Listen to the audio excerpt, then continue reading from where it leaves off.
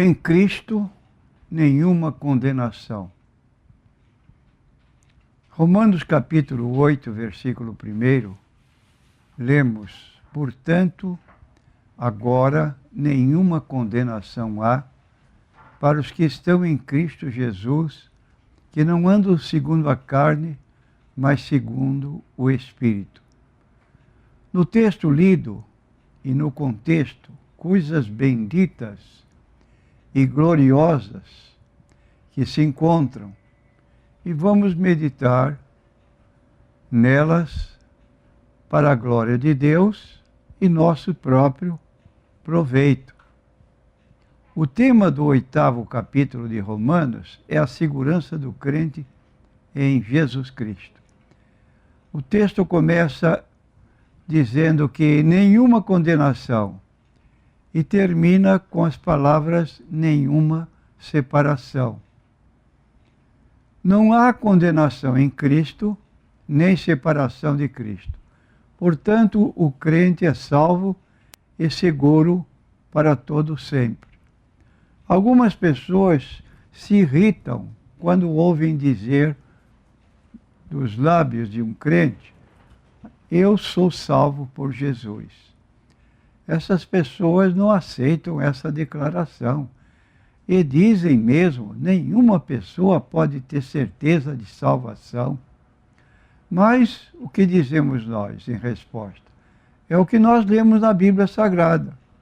Não vamos adiantar ir além do que está escrito. Fazemos notório aquilo que está escrito. Por exemplo, nós encontramos no Evangelho segundo João uma palavra de Jesus que se torna bem clara nesse sentido. Diz aqui no versículo 24 deste capítulo 5: na verdade vos digo que quem ouve a minha palavra e crê naquele que me enviou tem a vida eterna e não entrará em condenação, mas passou da morte para a vida. O que você entende, por exemplo, desta leitura de um único versículo da Bíblia? Repetindo: quem ouve minha palavra, crê naquele que me enviou, primeiro, tem a vida eterna. Vida eterna significa uma vida de comunhão com Deus que se inicia no momento em que nós cremos. No grego é zoen aionios. Já a vida que vivemos fisicamente é uma vida temporária. Diz o escritor bíblico: a nossa vida é de 70 anos de duração. Alguns, pela sua robustez, chegam a 80 anos. Mas o que passa daí é canseira e enfado, e logo então partimos. Mas aqui na Bíblia nós encontramos que Jesus oferece àquelas pessoas que ouvem a sua palavra e creem, oferece vida eterna, a promessa de que não haverá condenação, e terceiro, passou da morte para a vida. Você perguntará: que tipo de morte é este? A morte espiritual. A morte espiritual significa aquela pessoa que tem boa vida física, saudável, pessoa alegre, mas ela não tem comunhão com Deus.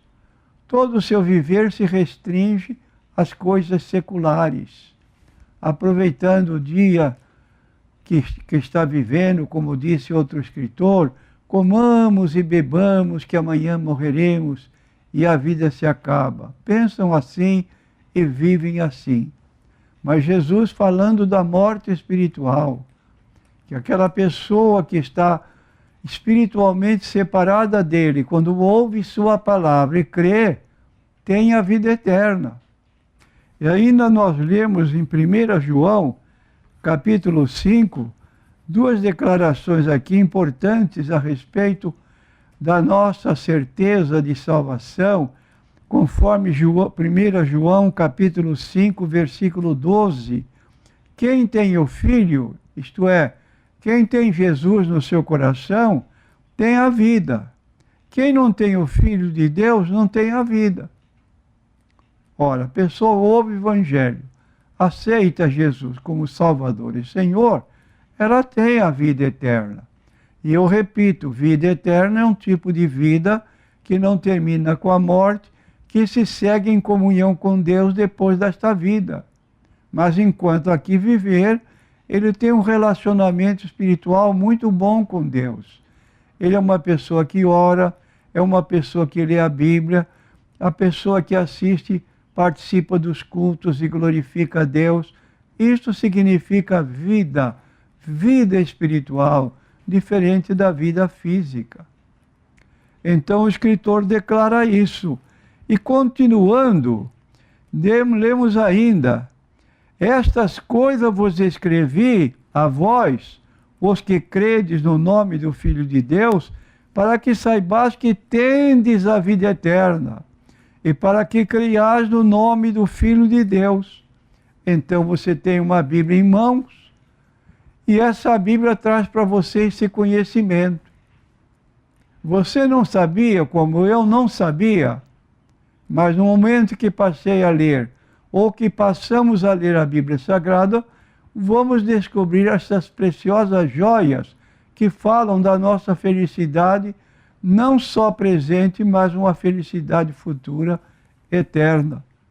E ainda diz mais o apóstolo: e esta é a confiança que temos nele, que se pedirmos alguma coisa segundo a sua vontade, ele nos ouve. É o versículo 14 do capítulo 5 de primeira epístola de João. Então nós temos aqui essa colocação bíblica que nos dá essa segurança.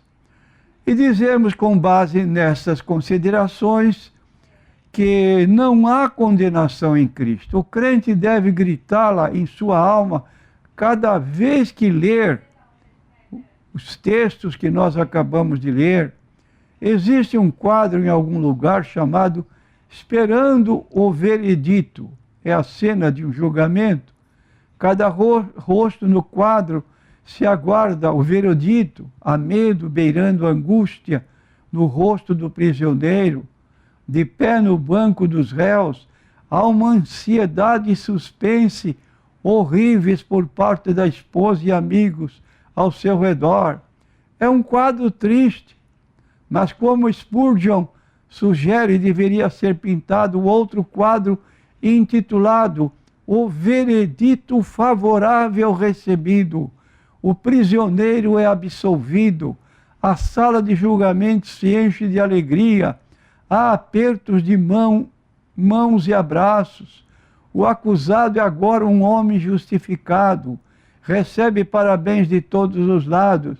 De prisioneiro ele sai para desfrutar a liberdade, pois não há condenação. Ele foi absolvido.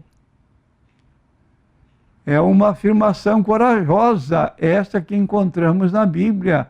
Não há condenação para os que estão em Cristo Jesus, que não andam segundo a carne, mas segundo o Espírito. Não há hesitação, nem subterfúgios, nem espero nesta sentença. Paulo fala com certeza matemática. Ele emprega o cálculo frio, não é loucura de fanatismo, mas a dedução inquestionável de um argumento justo. Se Jesus foi condenado em meu lugar, não pode haver condenação para mim. Eu estou livre, não porque não fosse culpado, porque todos nós somos pecadores, mas somos pecadores perdoados. Apagados foram nossos pecados nos méritos de Cristo, como diz 1 Pedro 2, 23, levando ele em seu corpo os nossos pecados sobre o madeiro, para que, mortos para os pecados, pudéssemos viver para a justiça, e pelas suas feridas foste sarados. Então, se Jesus recebeu o castigo dos meus pecados em seu próprio corpo, então é certo que não terei de receber outra vez no meu corpo. É uma declaração ampla. Não há condenação, nenhuma condenação para qualquer pecado já cometido, nenhuma condenação em tempo nenhum, nem lugar, nenhuma condenação para o pecado de qualquer cor, tamanho ou idade. E assim nós temos esta palavra na Bíblia Sagrada que nos leva à convicção de que nenhuma condenação há para os que estão em Cristo Jesus. E repetindo o versículo 24 de João 5, quem ouve minha palavra e crê naquele que me enviou, tem a vida eterna, não entrará em condenação, passou da morte para a vida. E sabe o que nos dá confiança em tudo isso?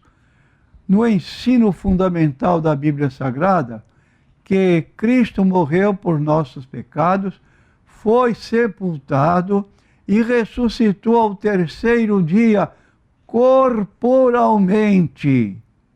Quando ele apareceu perante os seus discípulos, conforme registro de Lucas 24, 36 em diante, os discípulos pensaram que era um fantasma e gritaram. Jesus disse, sou eu. E chegou-se e disse, apalpai-me e vede que o Espírito não tem carne nem ossos que eu tenho. Mostrou-lhe as mãos, mostrou-lhe os pés. Por quê? Porque havia os sinais dos cravos em suas mãos, em seus pés. Ali estava a evidência irretorquível, incontestável da ressurreição corporal de Jesus. Mas eles estavam sobressaltados e Jesus deu-lhes mais uma prova. Tendes alguma coisa que comer?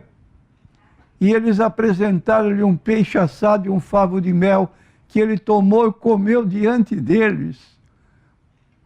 Espírito não come, corpo físico come. E Jesus deu provas insofismáveis de que havia ressuscitado, e esta é a segurança da nossa salvação, porque diz o apóstolo Paulo, se Cristo não ressuscitou, é vã a vossa fé, e ainda permanecer nos vossos pecados. Dizer que crê em Cristo, mas não crê na ressurreição corporal de Cristo, é uma incongruência, é um disparate, não está crendo em nada. Tornou a Bíblia nula. Mas Jesus ressuscitou,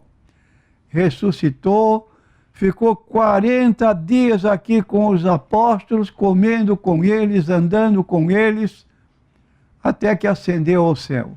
Subiu ao céu. E quando subia, 2 anjos apareceram e disseram, este Jesus que sobe, ele voltará da mesma maneira que para o céu o vistes ir. Que Deus nos abençoe.